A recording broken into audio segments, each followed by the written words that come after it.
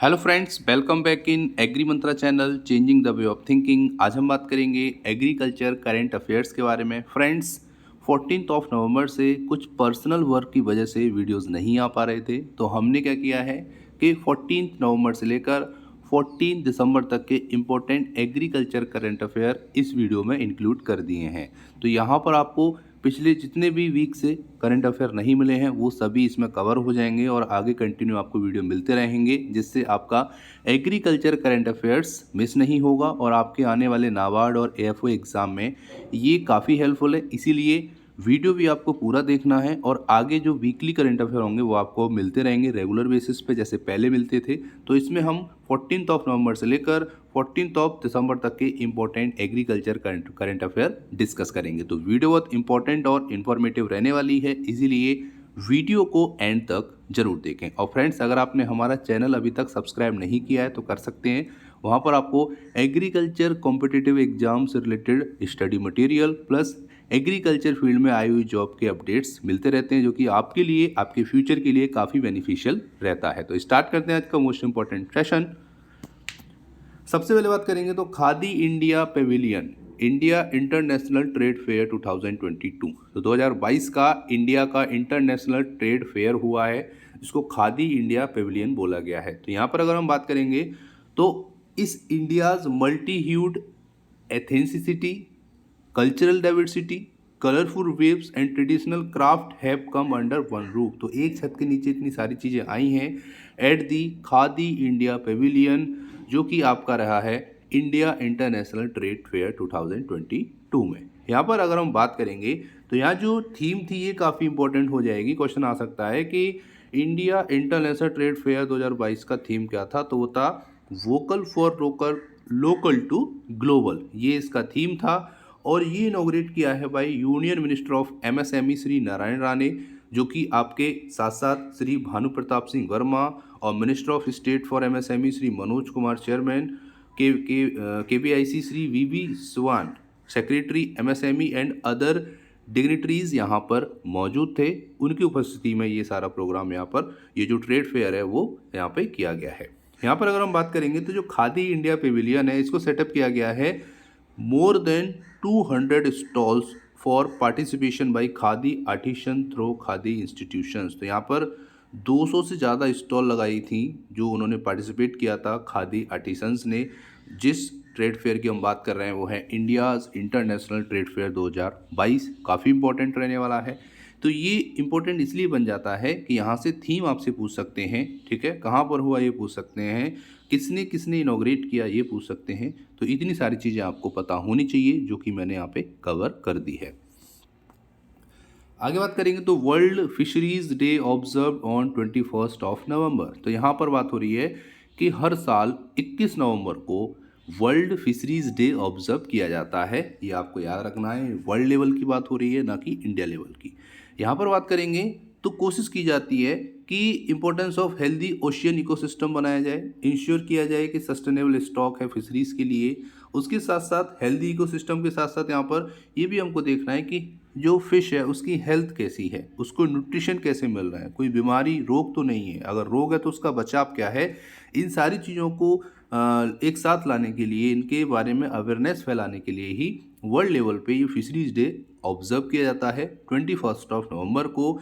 ये आपको यहाँ पर याद रखना है। और यहाँ पर कोशिश की जाती है कि सेफ गार्ड प्रोवाइड किया जाए फिशरीज के लिए, फिशेस के लिए, ताकि डेवलपमेंट हो फिशर फॉल कम्युनिटी का। ऐसी कम्युनिटी जो मछली पालन करती है, मछली पालन करके अपना जीवन यापन करती है, उनके लिए अक्रॉस द वर्ल्ड एक हम ऐसा जीविकोपार्जन या बोल सकते हो आजीविका चलाने के लिए एक ऐसा जरिया तैयार कर सकें जिससे उनका जीवन यापन आसानी से हो सके। यही इसमें प्राथमिकता दी जाती है वर्ल्ड फिशरी डे के दौरान। आगे बात करेंगे तो production of pulses and oil seed in the country. तो भारत में ऑयल सीड का, पल्सेस का क्या प्रोडक्शन रहा है ये हम बात करेंगे। तो as per fourth advance estimate of 2021-22 2021-22 के चौथे एडवांस एस्टीमेट के अकॉर्डिंग जो प्रोडक्शन रहा है पल्सेस का और ऑयल सीड का वो रहा है 27.69 मिलियन टन, ठीक है, और 37.69 मिलियन टन रेस्पेक्टिवली। तो ये हो गया आपका पल्सेस का और ये आपका हो गया ऑयल सीड का, ये आपको याद रखना है, काफ़ी इंपॉर्टेंट है। आगे अगर हम बात करेंगे तो जो पल्सेस का प्रोडक्शन है वो इंक्रीज हुआ है 23.03 million ton to 27.69 million ton, ठीक है। 23.03 से लेके 27.69 मिलियन टन तक बढ़ा है। और ऑयल सीड का इंक्रीज हुआ है 33.21 मिलियन टन से लेकर 37.67 मिलियन टन पहुंच गया है। अगर हम 2019-20 से 2021-22 को कंपेयर करेंगे तो काफ़ी अच्छी बढ़ोतरी, इंक्रीज हुआ है यहाँ पर प्रोडक्शन, ये यहाँ पर देखा गया है। आपको बता दें कि जो NFSM योजना है जिसमें पल्सेस प्रोग्राम चलाए जाते हैं, इसको इम्प्लीमेंट किया गया था 28 स्टेट और 2 यूनियन टेरिटरीज में, जम्मू कश्मीर एंड लद्दाख में। और जो NFSM ऑयल सीड है वो 25 स्टेट और 3 यूनियन टेरिटरीज में इसको इम्प्लीमेंट किया गया था, जम्मू कश्मीर, लद्दाख एंड पुदुचेरी में इन दी कंट्री, ये आपको याद रखना है। तो यहाँ से जो क्वेश्चन याद करने वाले हैं वो हैं कि फोर्थ एस्टीमेट के अकॉर्डिंग, फोर्थ एडवांस एस्टीमेट के अकॉर्डिंग भारत में पल्सेस का और ऑयल सीड का प्रोडक्शन कितना रहा है और कितना बढ़ा है अगर हम 19-20 से कंपेयर करेंगे तो। ये क्वेश्चन यहाँ पर बन जाते हैं जो कि एग्जाम के पॉइंट ऑफ व्यू से काफ़ी इंपॉर्टेंट हैं। नेक्स्ट बात करेंगे 58 एयरपोर्ट्स कवर्ड अंडर कृषि उड़ान स्कीम 2.0। तो यहाँ पर बात हो रही है कि जो कृषि उड़ान स्कीम थी उसका जो सेकंड फेज़ आया है, 2.0 फेज़ आया है, उसके दौरान यहाँ पे अनाउंस किए गए हैं। आपको पता होगा कि जो कृषि उड़ान स्कीम थी इसको इम्प्लीमेंट किया गया था 27 अक्टूबर 2021 2.0 को, enhancing the existing provision mainly focusing on transporting perishable food product from the hilly areas, north eastern state and travel area। तो जहाँ पर ऐसे स्टेट हैं जो कि हिली एरियाज़ में आते हैं, नॉर्थ ईस्टर्न स्टेट्स हैं, ट्राइबल एरिया हैं, वहाँ पर पेरिशेबल फूड को ट्रांसपोर्ट करने के लिए ही ये योजना जो है वो बनाई गई थी, कृषि उड़ान स्कीम 2.0, जिसको 27 अक्टूबर 2021 को लॉन्च किया गया था। यहाँ पर बात आती है पेरिशेबल फूड क्या होते हैं। तो पेरिशेबल फूड ऐसे होते हैं जिनकी लाइफ 1 दिन, 2 दिन, 4 दिन ऐसे होती है। जैसे आपका दूध हो गया, आपके फ्रूट्स हो गए, आपके वेजिटेबल्स हो गए, आपकी मीट हो गई, ये आपके पेरिशेबल फूड में आते हैं। अगर हम नॉन पेरिशेबल की बात करेंगे तो जिनकी लाइफ 1 साल या उससे भी ज़्यादा होती है, जैसे दाल हो गई, नमक हो गया, चीनी हो गई, तो ये आपके ऐसे प्रोडक्ट हैं जिनकी लाइफ बहुत ज़्यादा होती है। इसको हम एक रूम टेम्परेचर पर रख सकते हैं और वो बिगड़ते नहीं हैं। लेकिन दूध, मीट, फिश, ये ऐसी चीज़ें हैं, वेजिटेबल्स, फ्रूट्स, अगर इनको आप रूम टेम्परेचर पर रखेंगे तो इनकी लाइफ ज़्यादा नहीं होती है। तो इसको जल्दी से जल्दी कस्टमर तक पहुंचाना उद्देश्य रहता है किसी भी कंपनी का, ठीक है, ताकि वो ख़राब ना हो, उसकी क्वालिटी में डिफेक्ट ना आए, उसके न्यूट्रिशंस कम ना हो। इस तरीके से हम लोग इसको पेरिशेबल और नॉन पेरिशेबल में बांट देते हैं, ये आपको पता होना चाहिए। आगे अगर हम बात करेंगे तो facilitating and incentivising movement of agri product by air transportation airport authority of India AAI, provide full waiver of landing, parking, terminal, navigation, landing charges, ये सारी चीज़ें आपको जो एयरपोर्ट अथॉरिटी ऑफ इंडिया है, ठीक है, AAI प्रोवाइड करता है ताकि उनको कोई दिक्कत ना हो, चाहे वो आपकी रूट नेविगेशन फैसिलिटी चार्जेस हों for Indian freighters and P2C, passenger to cargo aircraft. कहने का मतलब है कि गवर्नमेंट पूरा यहाँ पर सपोर्ट करती है, ठीक है, और उसी की ये स्कीम है कृषि उड़ान स्कीम। तो यहाँ पर पूरी चीज़ें एक साथ आकर कोशिश की जा रही है कि पेरिशेबल फूड को जल्दी से जल्दी ट्रांसपोर्ट किया जा सके, खासकर हिली एरियाज़ में, नॉर्थ ईस्टर्न स्टेट में और ट्राइबल स्टेट में। ये भी आपको याद रखना है, काफ़ी इंपॉर्टेंट सेशन रहने वाला है। फ्रेंड्स, अगर आपको वीडियो पसंद आ रही है, हमारे करंट अफेयर अच्छे लग रहे हैं, तो वीडियो को अभी लाइक करो और ज़्यादा से ज़्यादा इस वीडियो को शेयर करो, क्योंकि हमको मोटिवेशन मिलता है आपके लाइक करने से, और ऐसे ही इंपॉर्टेंट वीडियो जल्दी से जल्दी आपको आपके लिए लाने के लिए हम प्रेरित रहते हैं। आगे बात करेंगे तो एग्रीकल्चर इन्वेस्टमेंट पोर्टल की बात हो रही है, ठीक है, एक पोर्टल तैयार किया गया है यहाँ पर। तो बात करेंगे को chairperson of Bill and Melinda Gates foundation Miss Melinda French Gate held a meeting with union minister of agriculture and farmers welfare Shri Narendra Singh Tomar in New Delhi. तो न्यू दिल्ली में हमारे जो एग्रीकल्चर मिनिस्टर हैं श्री नरेंद्र सिंह तोमर के साथ मुलाकात की है मिस मेलिंडा फ्रेंच गेट ने, ठीक है, यहाँ पे बात हो रही है। तो इस मीटिंग के दौरान श्री नरेंद्र सिंह तोमर ने इनॉग्रेशन किया है creation of an integrated agriculture investment portal, ठीक है। तो यहाँ पर हमारे एग्रीकल्चर मिनिस्टर ने एक पोर्टल को शुरू किया है, उसका इनॉग्रेशन किया है, जिसका नाम है agriculture investment portal.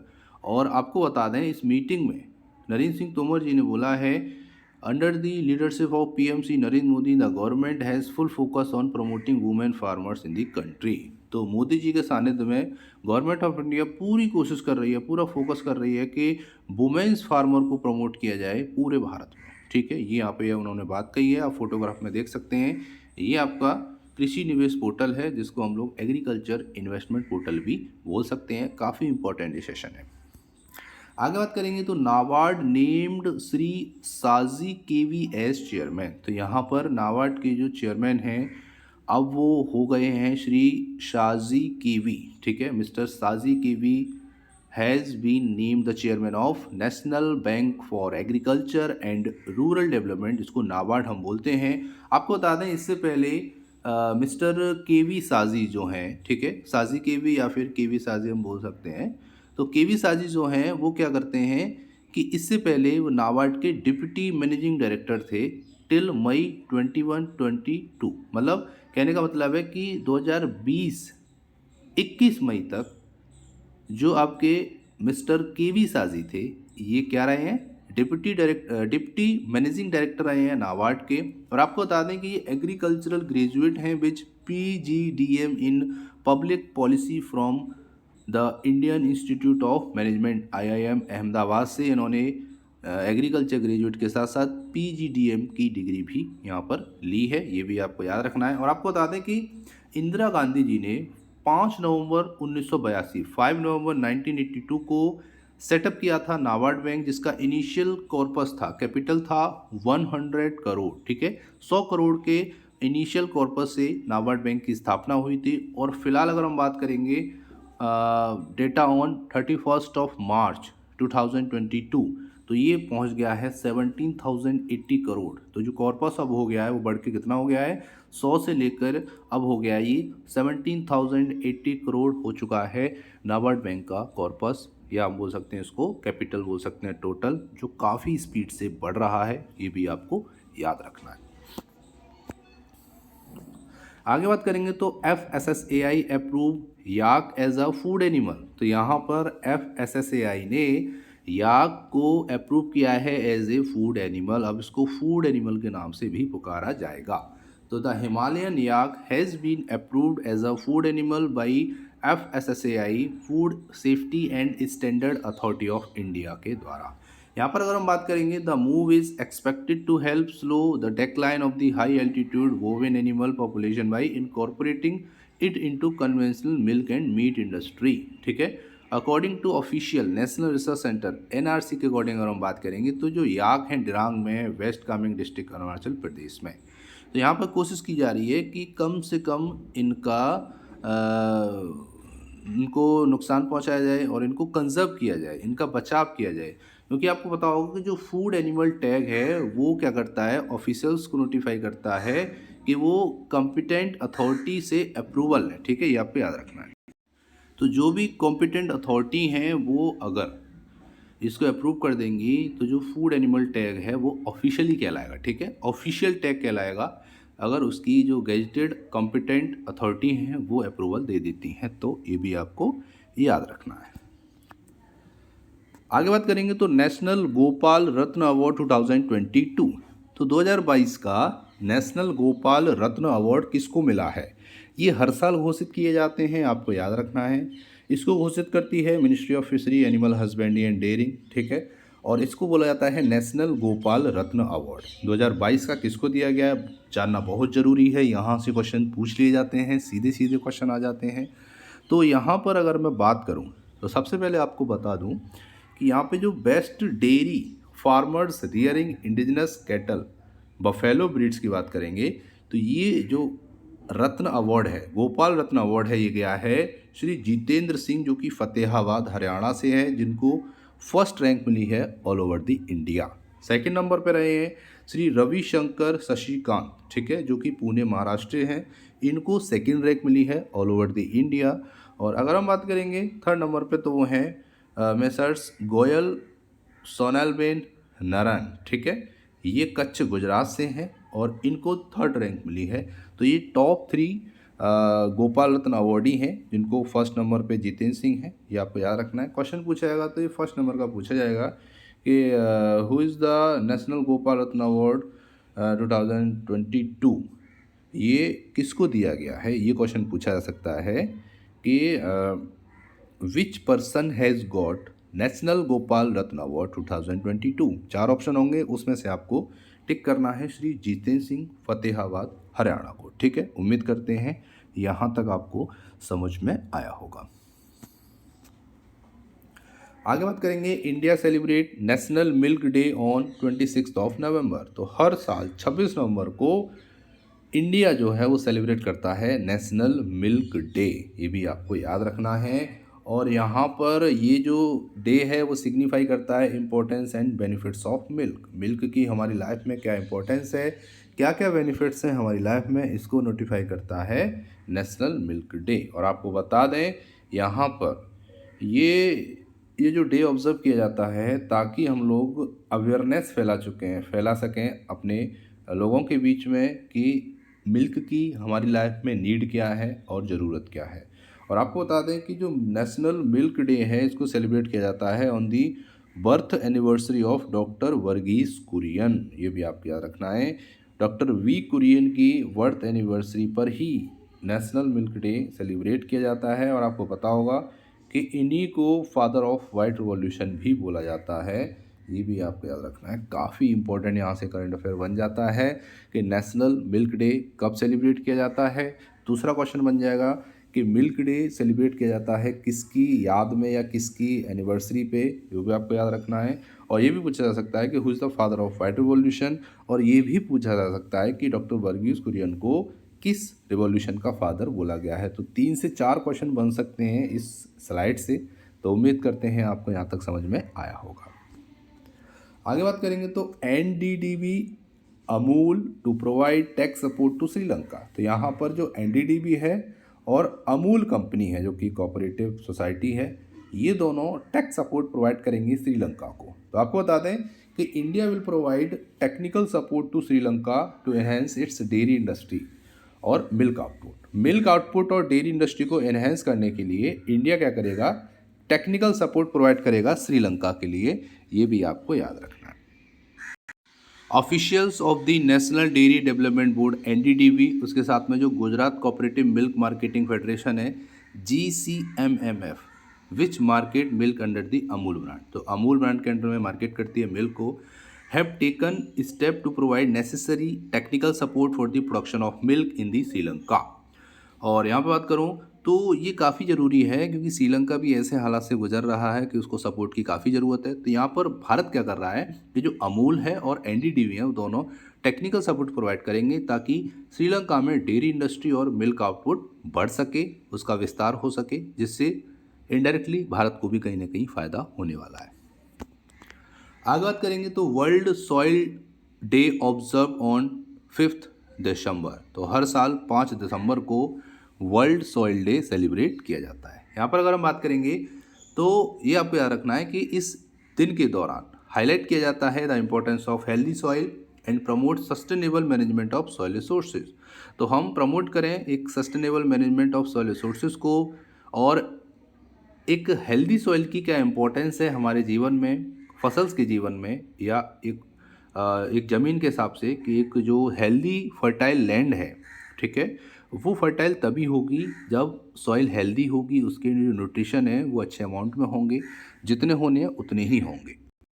The day was first considered by the international union of soil sciences in 2002 but was not officially endorsed by FAO until 2013। तो ये भी आपको याद रखना है। तो यहाँ से एक ही क्वेश्चन बनेगा कि वर्ल्ड सॉइल डे कब ऑब्जर्व किया जाता है, तो वो 5 दिसंबर को किया जाता है। अब बात करेंगे पिछली वीडियो पूछे क्वेश्चन के आंसर के बारे में, और उसके बाद बात करेंगे आज की स्पेशल क्वेश्चन के, जिसका आंसर आपको कमेंट बॉक्स में लिख के भेजना रहता है। तो पिछली वीडियो में जो क्वेश्चन था वो पूछा गया था, which Indian state observe 10 November 2022 as a millet day.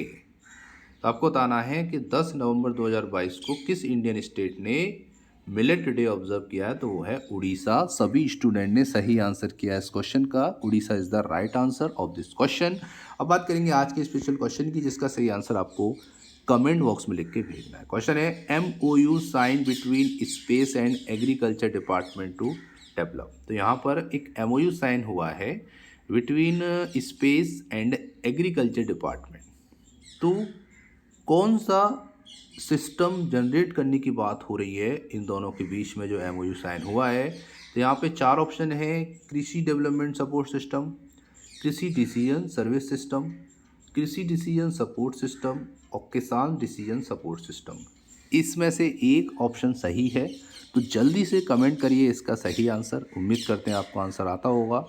तो जल्दी से टाइप कीजिए आंसर और भेज दीजिए हमारे चैनल पर। हम आपके वैल्यूएबल कमेंट का बेसब्री से इंतजार कर रहे हैं। तो ये था आज का इंपॉर्टेंट सेशन। उम्मीद करते हैं सेशन पसंद आया होगा, हेल्पफुल लगा होगा। अगर वीडियो पसंद आए तो वीडियो को ज़्यादा से ज़्यादा शेयर करना, ताकि हमको मोटिवेशन मिले और ऐसे ही इंपॉर्टेंट सेशन आपके लिए लाते रहें। तो मिलते हैं नेक्स्ट वीक के important agriculture current affair session के साथ। तब तक के लिए जय हिंद, जय भारत, धन्यवाद।